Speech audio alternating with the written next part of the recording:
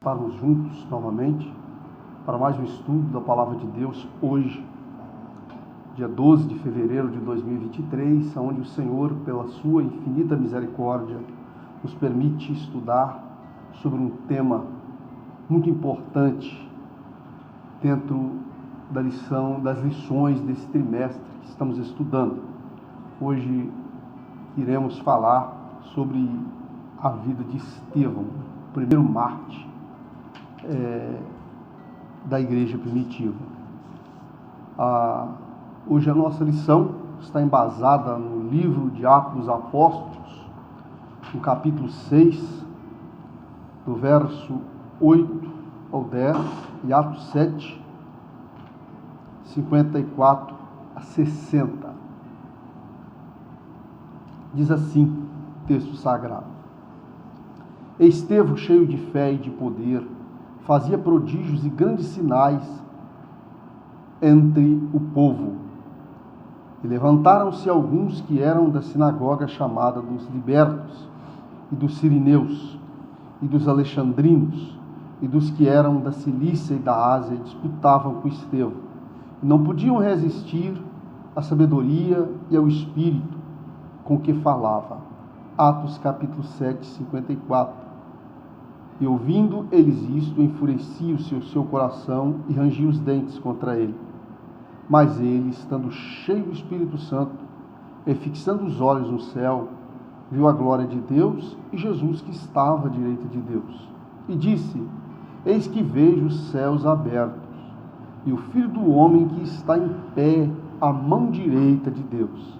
Mas eles gritaram com grande voz, taparam os ouvidos e arremeteram unânimes contra ele, e expulsando-o da cidade, o apedrejavam. E as testemunhas despuseram as suas vestes aos pés de um jovem chamado Saulo, e apedrejaram Estevão, que em invocação dizia: Senhor Jesus, recebe o meu espírito. E pondo-se de joelhos, clamou com grande voz: Senhor, não lhes impute este pecado. E tendo dito isto, adormeceu. Então, olha que lição que nós vamos estudar nessa manhã.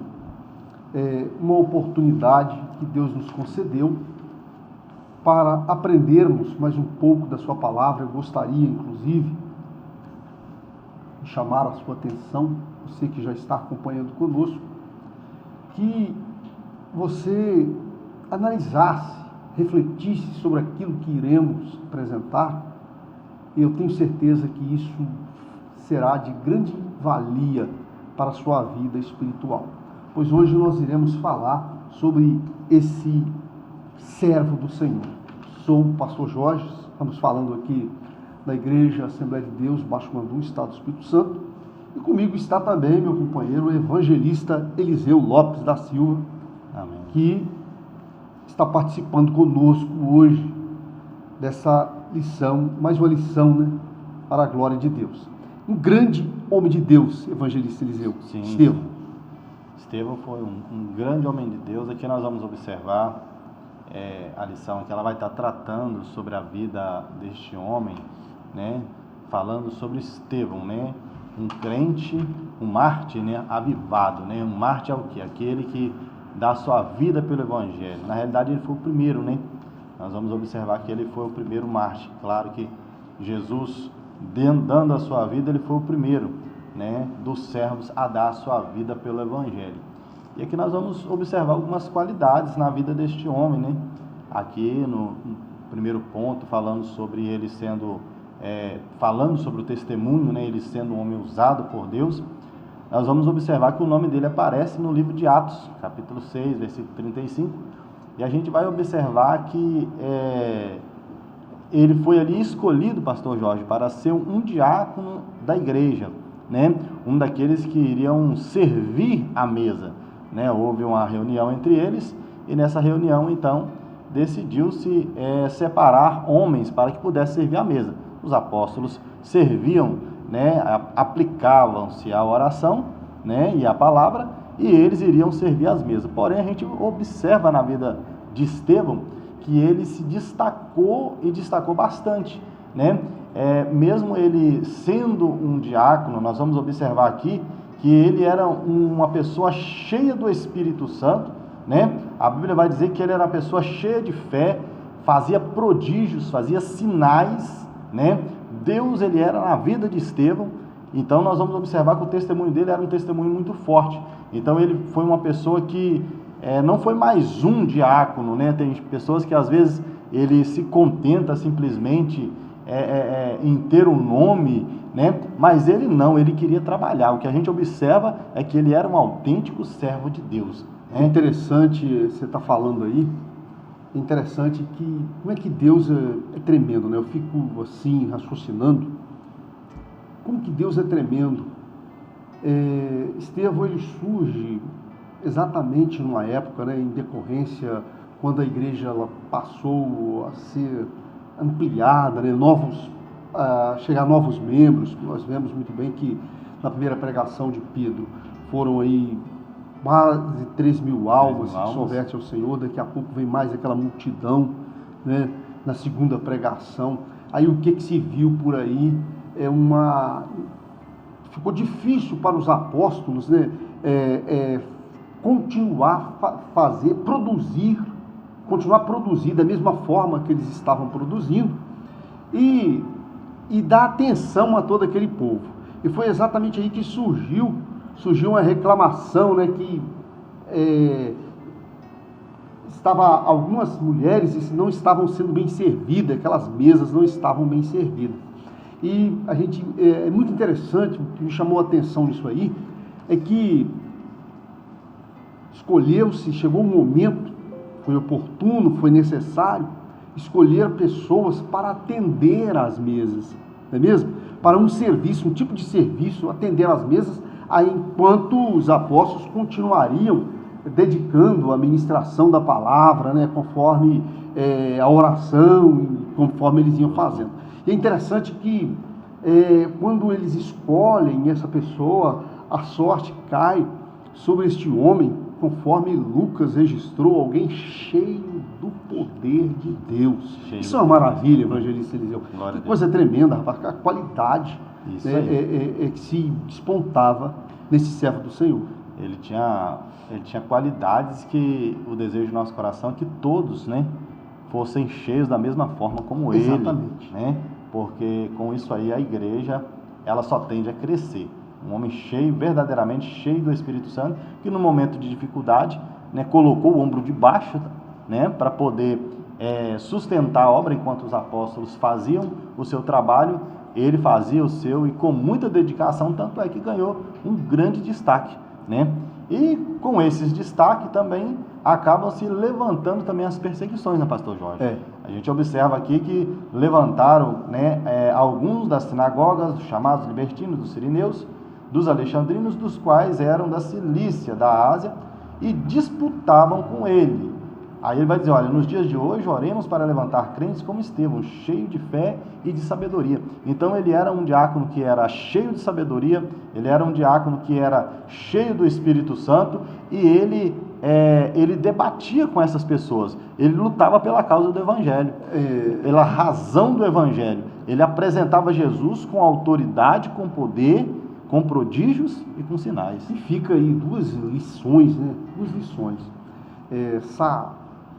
O poder de Deus, né? A presença do poder de Deus, alguém, não importa a posição, a posição que ela ocupa, o que está fazendo na igreja, né?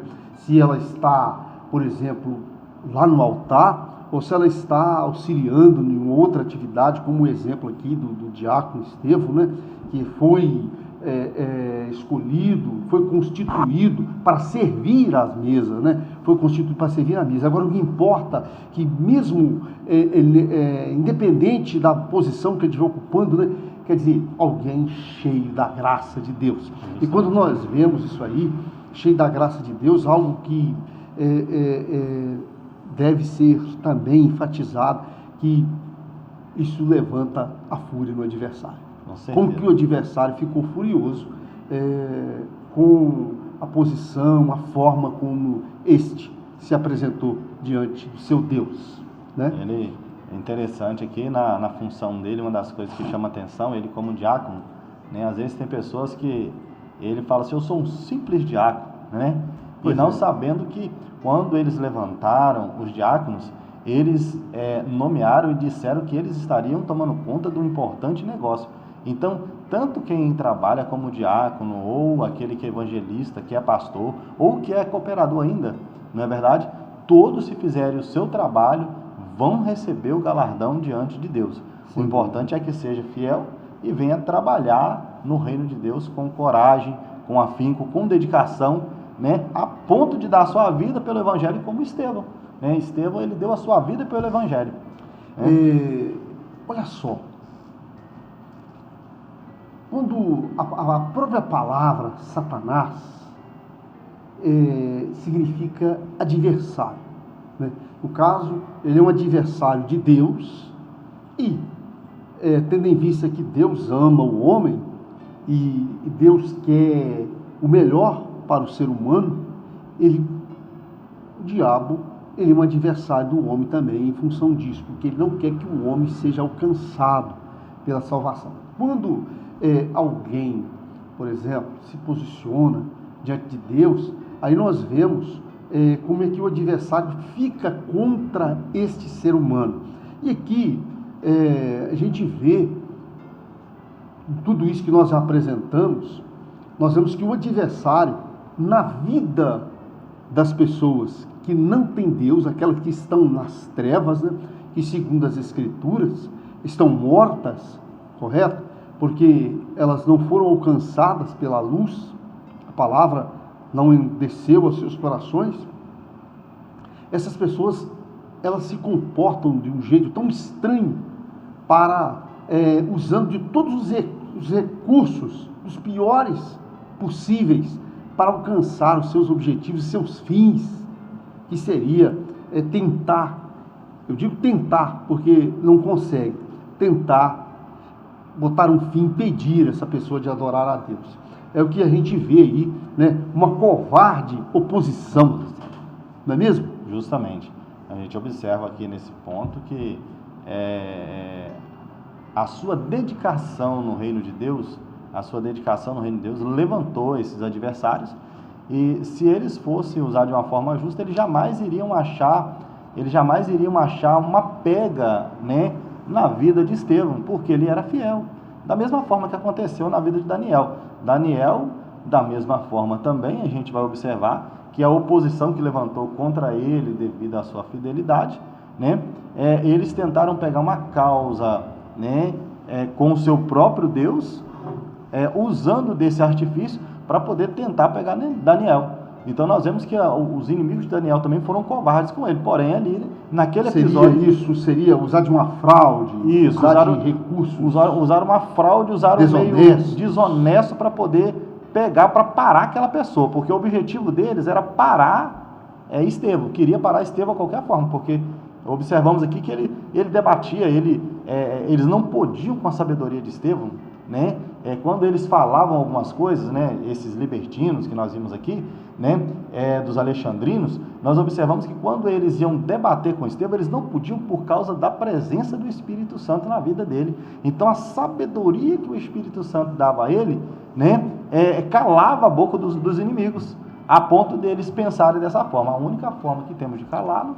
Então poderíamos dizer que os inimigos, nesse caso, né, estariam se comportando de uma forma covarde? Com certeza, isso aí. Uma forma covarde, desonesta, corrupta, né, e onde estaria aí, vamos dizer assim, até em destaque a mentira.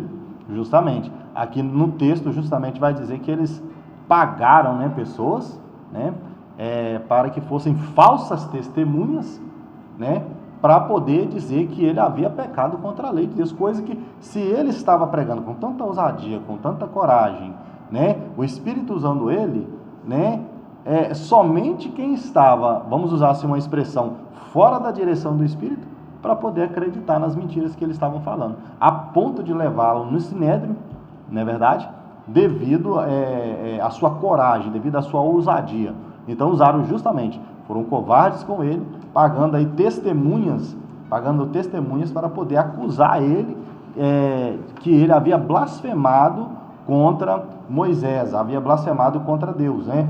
Olha só, havia blasfemado contra Moisés e contra Deus, né? Esses inimigos também usaram de violência contra Estevão, estimulando a liderança política e religiosa, né? E levantando violentamente ao Sinédrio, levando ele violentamente ao Sinédrio para quê? Para que ele fosse julgado, né? E julgado como? Julgado injustamente. Jesus, por exemplo, né, foi julgado, mas foi julgado injustamente. Não havia causa. O Sinédrio, por exemplo, era a mais alta corte de Israel. Justo. Se fosse aqui comparado no Brasil, seria como se fosse o STF, por exemplo. Justo. Eles tinham um poder máximo nessa parte de decisão. Justamente. E foi aonde, então, que eles apresentam Estevão. E com fraude, né? Com fraude, com essas falsas testemunhas. Se eles subornaram alguém, se eles compraram pessoas para poder contar mentira, entendeu? Então, quer dizer, chegaram ali com fraudes. Justamente. Aqui nós observamos aqui o ponto número 3, né, falando sobre a fúria dentro dos seus acusadores, né? Após resumir a história, Estevão, ele vai o quê? Ele vai ao encontro, né? Ou seja, ele vai falar agora contra a dureza de coração das pessoas ali. Ele vai denunciar, então, justamente. Vai estar denunciando a maldade deles, de uma certa forma, como se ele estivesse tirando a máscara deles para mostrar aquilo que verdadeiramente eles são. Eles eram. Justamente, eles um povo de dura serviço. Ele vai fazer essa denúncia a ponto de dizer que eles eram como os pais dele, ou seja, da mesma forma como os pais deles haviam pecado, eles também estavam ali no momento ali fazendo a mesma coisa. Ele levanta essa denúncia e nós vamos observar que isso aí traz uma fúria muito grande contra eles.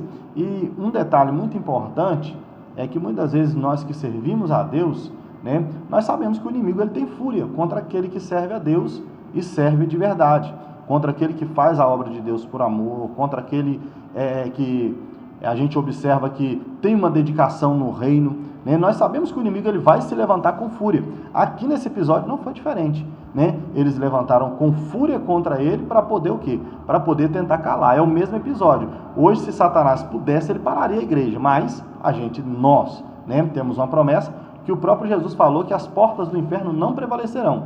Possa ser que venham parar um Jorge, venham parar um Eliseu, de falar a verdade, mas Deus vai levantar mais 10, não é verdade, pastor Jorge? Porque a obra de Deus, ela não para. Agora, o inimigo sempre vai estar com fúria, e nós que somos cristãos, né? Você que está recebendo esse ensino desta palavra hoje, né? Nunca tenha medo. O inimigo, ele pode tirar a vida de alguém, o inimigo, ele pode fazer alguma coisa, como fez na vida de Jó, por permissão de Deus, porém, nós vamos observar que o evangelho, né, essa porta que Jesus abriu, ela jamais será fechada, porque Deus sempre estará conosco, Deus sempre estará levantando alguém para que venha falar desse grande amor, e nós não temermos a fúria do inimigo. Aliás, o próprio Jesus, ele vai dizer que nos colocou como ovelhas no meio de lobos, né? E nós temos que estar preparados. Isso aqui nós poderíamos dizer, então, que seria como uma fornalha que separa o metal precioso da escória. Aleluia. Porque, olha só, você acabou de dizer aí que, não contendo a sabedoria com que Estevão falava, eles se demonstraram furiosos, cheios de ódio, querendo destruí-lo a qualquer preço. E diante de toda essa conduta, né, que os fez levar Estevão perante o Sinédrio, o que acontece? Quer dizer que mesmo diante de tamanha adversidade, Estevão ele se conserva cada vez mais puro, se conserva cada vez mais na presença do Altíssimo, ele contempla a glória de Deus, é o Filho de Deus em pé à destra de Deus. Então parece que o metal precioso se separa da escória, porque enquanto Estevão, mesmo no momento de angústia, parece se aproximar de Deus, mais ainda, se destacando como fiel, eles parece que estão se distanciando cada vez mais, porque daqui a pouco ele já vai colocar em prática aquilo que está em seus corações. Justo. O ódio, né? O ódio que eles estão sentindo, a inveja, a aversão, parece que vão colocar em prática. Não é isso mesmo? Justamente. Ou seria... Não, mas é justamente isso aí. O plano deles era justamente parar Estevão, né?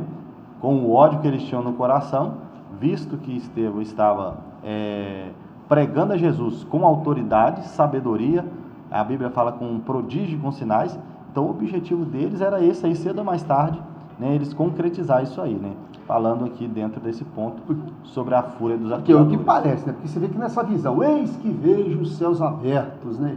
Olha só, quando ele tem uma visão, quer dizer, não é mesmo? Quer dizer, é quando ele fala que ele contempla os céus abertos e vê o Filho à destra do Pai, isso é uma revelação de alguém que está se aproximando de Deus de uma forma maravilhosa, correto?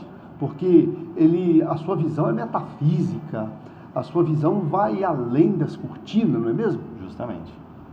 E aí vem como uma resposta, né, a violência dos seus acusadores. É o que a gente vai ver aí no tópico a seguir. Justamente. A violência dos seus acusadores, que seria, por exemplo... no caso aí, eles apedrejaram Estevão, né? Eles levaram ele para fora para poder apedrejar Estevão, para poder concretizar o ato de violência sobre a vida deles. E lembrando que ele foi morto injustamente. Se nós formos observar essas falsas testemunhas, né, que deram essa palavra contra a vida de Estevão, claro que elas ganharam crédito, né, mas em momento nenhum você vai observar que ele volta atrás da sua convicção em Cristo que ele tinha. E a gente vai observar que os seus inimigos então agem com violência para poder matá-lo. Evangelista Eliseu, você está falando e eu estou aqui pensando. Então, olha só, não é um contrassenso isso? Porque você vê que, por que esses homens vão apedrejar Estevão? Por que o trouxeram perante os juízes para condená-lo à morte? E o que ele fazia? Ele orava. Se era um homem cheio da graça, se era um homem cheio da unção, se era um homem cheio do Espírito, de fé, de poder, conforme nós vemos aí na própria Escritura, e ele fazia grandes sinais entre o povo. Quer dizer, Deus passou a usar Estevão da forma que ele usava os apóstolos para fazer sinais entre o povo. Então quer dizer que a recompensa que deram a ele por ter curado alguém, por ter orado por alguém, essa pessoa ficou livre de alguma opressão do inferno, expulsou certamente alguns espíritos malignos da vida de muitas pessoas. Com certeza. Quer dizer, por ter feito esses sinais, quer dizer que a recompensa que eles deram pela bênção que ele trouxe da parte de Deus para muitas pessoas, então foi o apedrejamento, é isso que você está dizendo? Foi o apedrejamento que ele recebeu. É justamente aqui na Terra, né, o que a gente vai observar. Porque isso parece, você não acha? Não parece um contrassenso? Parece. Porque se ele fosse um ladrão, se ele fosse alguém que assaltasse, se ele fosse alguém que tivesse cometido homicídio, ou qualquer uma coisa assim, né, que trouxesse lágrimas na família de alguém, mas não. As Escrituras dizem que ele era uma pessoa cheia do Espírito, justamente. Ele era uma pessoa cheia de Deus, e o seu destaque era abençoar as pessoas. E então, para recompensar a bênção que ele trazia sobre as pessoas, trouxeram para ele foi castigo. Trouxeram para ele o castigo.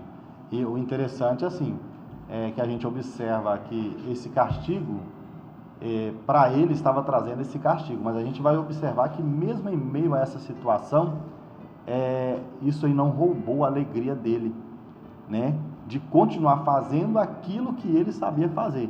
Então você está dizendo, quando se, olha só, de uma forma, ele é uma pessoa que se demonstra justo, uma pessoa que conforme a própria Escritura, o escritor sagrado, né, o autor, o evangelista Lucas, que é o autor de Atos dos Apóstolos, na sua segunda obra, ele destaca, ele registra nessa parte que se trata de um homem justo, de um homem cheio da presença de Deus. E e de repente ele recebe a vida dele caminha para um desfecho trágico, enquanto ele faz o bem, ele recebe o mal, ele recebe em troca a paga que o povo dá para ele pelo bem que ele estava fazendo, que ele até agora foi exatamente castigo, sofrimento.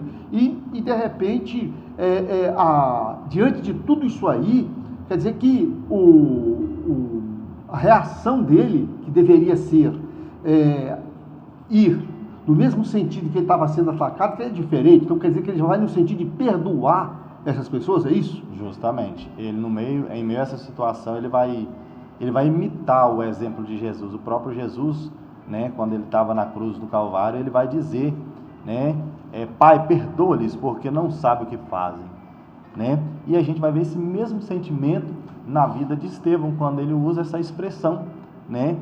Senhor, perdoa-lhes porque eles não sabem o que fazem. Ou seja, ele estava pedindo perdão para os seus algozes, para aqueles que estavam ali o matando, né? Então olha só, veja bem, então você está dizendo que na hora que ele está morrendo, por exemplo, na hora que ele está sendo agredido, com feridas mortais, lesões que o levaram a óbito, certamente essas lesões lhe causaram muitas dores, não é isso? Com certeza. Então quer dizer que mesmo vivendo nesses últimos instantes de grande dor e angústia, ele era capaz de amar aqueles que estavam agredindo? Justamente. Ele como sendo uma pessoa que a gente vai observar que, como dizemos, né, anterior, bom seria que todos fossem dessa forma. Ele tinha esse sentimento, né? Não teve um sentimento de... como é que nós vamos usar a expressão aqui? Um sentimento de vingança. Ele não teve um sentimento de vingança. Então ele se demonstra, ele se continua, mesmo nesse quadro crítico, uma pior crise em que ele passou durante a trajetória da sua vida, entendeu? Porque essa coloca fim à sua vida, esse quadro crítico, nessa crise, e mesmo nessa crise ele se conserva fiel a Deus. Se conserva fiel. E é um episódio que, em meio a essa ardente prova, vai ser justamente a expressão que ele vai falar: eis que vejo os céus abertos e o Filho do Homem em pé à direita de Deus. Ali nós vamos observar a figura, né, do Pai, do Filho e do Espírito Santo. Ele cheio do Espírito, né, o Filho à direita de Deus, né, e Deus como sendo aquele no qual Jesus está à sua direita. Então isso aí seria uma explicação lógica, uma explicação clara daquela palavra que diz que Deus, a morte dos seus santos é preciosa aos seus olhos. Quando eu via isso, eu achava isso tanto esquisito, rapaz. Eu falei, meu Deus, como é que pode ser preciosa aos olhos de Deus a morte dos seus santos, né?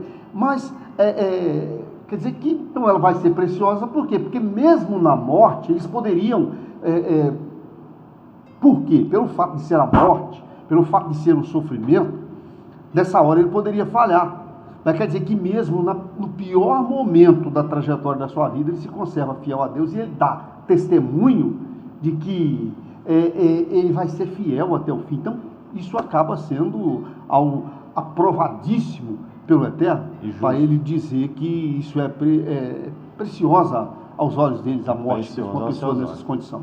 Justamente, a gente observa que Deus, quando ele usa essa expressão, né, que é agradável à sua vista a morte dos seus santos, a gente observa ali que o próprio Jesus, ele se põe em pé, né? Um dos episódios que a gente observa dentro da Bíblia, que Deus se põe em pé, dando honra a Estevão, né, e recebendo ali o primeiro mártir. Até porque a gente vai ver nas Escrituras Sagradas exemplos de pessoas que numa situação de crise, de dificuldade, nos primeiros momentos ela se rebela contra Deus. Eu acho que o grande exemplo disso é a mulher de Jó, né? Quando ela vê o marido, né? Toda aquela situação que eles estão vivenciando em família, quer dizer, perder bens patrimoniais, né? Perder os filhos, daqui a pouco ela vê o marido acometido daquela enfermidade, aquela chaga terrível, ela abandona isso, conserva ainda sua fé, abandona esse seu Deus e morre, né? Então, quer dizer, não é um comportamento, então, de um servo de Deus, servo de Deus, porque certamente esse comportamento aí já não é agradável, Senhor. A gente observa que Jó, ele servia não pelo que ele tinha, Mas a mulher, quando ela fala isso, dá a entender que ela servia a Deus com ele pelo que Deus dava para eles. E não é dessa forma. O servo verdadeiro, ele serve a Deus por aquilo que ele representa. Se ele tem, bem. Se não tem, né, ele vai dizer que Deus é Deus da mesma forma, né? E aqui a gente observa nesse episódio da morte dele, é justamente aonde aparece aí o jovem Saulo, né? Fala que as vestes dele foi jogada, né, aos pés de um jovem chamado Saulo. E a Bíblia, a lição aqui, ela vai nos trazer que nesse período, né, Saulo, ele era o principal perseguidor da igreja nessa época. A partir de então, quando a igreja nasceu, a gente observa como ele sendo um dos principais que era perseguidor. E nesse episódio aqui, a gente observa aí as vestes dele, né, ele sendo lançado, as vestes dele sendo lançadas aos pés desse jovem chamado Saulo, né? Por falar em Saulo, né, que depois foi no caminho de Damasco, ele se converteu, e esse Saulo tornou-se um instrumento nas mãos de Deus, tornando-se um dos apóstolos, né? Não fazia parte dos 12, mas um apóstolo que foi, depois da sua conversão, um instrumento nas mãos do Senhor.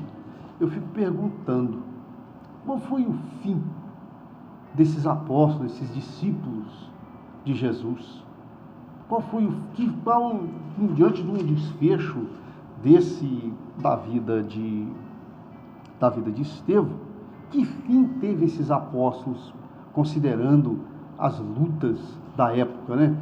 A forma como eles encaravam, a forma como eles viam essas pessoas que eram discípulos da seita dos denominados nazarenos, por exemplo, da qual fazia parte Pedro, Tiago, João, Estevão, não é mesmo? Qual foi o fim da morte deles? Eu fico imaginando. Você já parou para pensar nisso? Sim, já parei para pensar já. A gente observa, a Bíblia, ela não vai trazer sobre a morte de todos eles, mas a Bíblia, ela vai dizer que mesmo em meio a esse sofrimento, né, ou seja, eles sofreram, né, preferiram morrer por amor a Jesus. A Bíblia vai falar que somente o apóstolo João é que não teve aí uma morte dolorosa, mas que os demais, ainda que a Bíblia ela não venha frisar a morte de todos, mas ela vai dizer que Paulo, ele foi decapitado, Tiago foi morto à espada, né, ou seja, foi martirizado também, usando a expressão como Estevão foi martirizado. Então praticamente todos eles foram martirizados. Parece que então a característica deles é a fidelidade. A fidelidade, mesmo em meio a sofrimento. Até a morte. Justamente, ser fiel em todo o tempo, mesmo que corram perigo de vida. Vamos dizer assim, perseverança, né? Justamente. Perseverança. Em todo o tempo eles perseveraram e... Talvez isso venha ao encontro daquele conceito, né, da palavra que foi traduzida na nossa Bíblia como fé. Na verdade, lá no original ela é emuná, que quer dizer fidelidade, perseverança, comprometimento, né? Então quer dizer que eles estavam tão comprometidos com Deus que nem a morte pôde de alguma forma mudar o curso da sua caminhada, não é mesmo? Justamente, a vida deles, mesmo eles passando por todo esse sofrimento, o próprio Jesus, quando ele estava na sua caminhada com os discípulos, ele vai advertir aos discípulos, né? Porque para o melhor nós sempre estamos preparados, essa é a verdade. Mas Jesus sempre preparava eles para o pior. Olha, vão falar mal de ti, né? Vão te levar à morte, vão te levar perante os sinédrios. Então eles estavam cientes. No próprio ministério de Jesus advertiu a eles a esse respeito. Porém, o que a gente observa é que quando alguém lá no mundo, quando alguém fora, ele passa por algum problema, a tendência é sempre ele reclamar daquele problema que ele está passando, né? Por quê? Porque eles não têm uma esperança, né, pastor Jorge? Mas quando nós servimos a Deus e nós temos a esperança da vida eterna, nós lembramos que das palavras de Jesus que disse que essa vida, se nós formos fiel nessa vida, né, e formos fiel até a morte, quando ele fala até a morte, ele fala, não é somente até eu morrer de eu ser fiel, mas se for preciso passar pela morte, né, se eu for fiel até a morte, eu vou receber a coroa da vida. Eu fico imaginando, evangelista Cezil, aqueles que um dia tomaram a decisão de seguir o Evangelho, aceitando a Cristo como seu Salvador. Quantos deles são tentados, né, de alguma forma, para deixar, para fazê-los voltar? E, na verdade, essa é a forma correta, né? Permanecer, ser fiel e superar qualquer obstáculo, para que, se assim, possa alcançar aquilo que Deus preparou. E se esses homens morreram de forma violenta, né, todos eles morreram de forma violenta, eu acredito que a exceção aí, de acordo com o que a gente pelo menos vê aí, seja João, seja até aquela previsão do Senhor, quando ele pergunta a Pedro, né, Simão, amas-me mais do que estes? E Pedro diz, Senhor, te amo, tu sabes que te amo. Aí o Senhor volta e pergunta a ele pela segunda vez, começa a falar alguma coisa ali, e daqui a pouco ele retorna para Pedro. Simão Pedro, você me ama mais do que este? Pedro pela segunda vez, Senhor, te amo. Então apacenta as minhas ovelhas, olha só que missão. E daqui a pouco, pela terceira vez, o Senhor faz a mesma pergunta a ele, Pedro se angustia e chora, Senhor, tu sabes todas as coisas, tu sabes que te amo. Então Pedro, o Senhor diz para ele, quando tu eras moço, te cingias a ti mesmo, e agora que és velho, estenderás as mãos e outro te cingirá, te levará para um lugar onde não queiras. Então essa ideia, onde não queiras, provavelmente deve ser esse sofrimento que ele haveria de passar.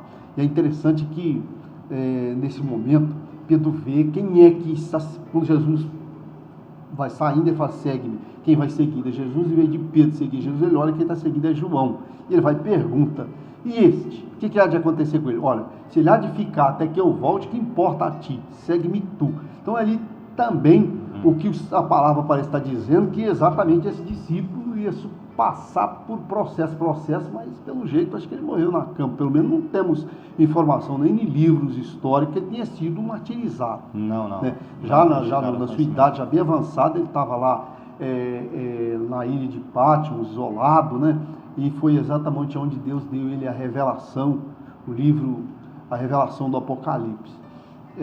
Agora, no mais, a grande maioria, de acordo com os livros históricos, Padre José, por exemplo, é que eles tenham sido mortos também violentamente por causa da palavra de Deus, não é mesmo? Justamente. Todos eles, segundo que a gente tem o conhecimento, né, foram mortos aí dessa forma. E a gente observa aqui, último ponto, né, falando sobre avivamento e sofrimento. Avivamento e sofrimento. Coisa chocante. Avivamento e sofrimento. Aqui a gente observa nesse ponto que um ponto muito interessante que traz para a nossa vida é que em todo tempo, na realidade, o objetivo da lição da escola dominical é trazer a lição que essas pessoas viveram, a forma como elas viveram, e trazer essa perspectiva para a nossa vida. Talvez palavras como essa que venha explicar, por exemplo, quando a Bíblia diz tudo contribui para o bem daqueles que amam a Deus, quer dizer que mesmo então, quando você está passando no momento que supostamente é visto como talvez como de derrota e entre outras coisas que pode trazer infelicidade, trazer lágrimas, trazer dor, mas mesmo é possível então, mesmo nessa situação adversa, tirar vantagem. Com certeza. Por quê? Sofrimento é sofrimento, avivamento é avivamento, quer dizer que o avivamento pode vir no sofrimento. Como é que é isso aí? É um negócio muito interessante. E a gente observa a título de exemplo a vida de Jó, né, que mesmo em meio a tanto sofrimento, ele permaneceu avivado. Talvez seria por isso então que diz que a sabedoria de Deus é loucura para o homem.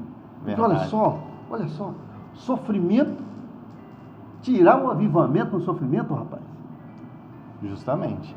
O próprio Estevão, que nós estamos estudando nessa lição, né?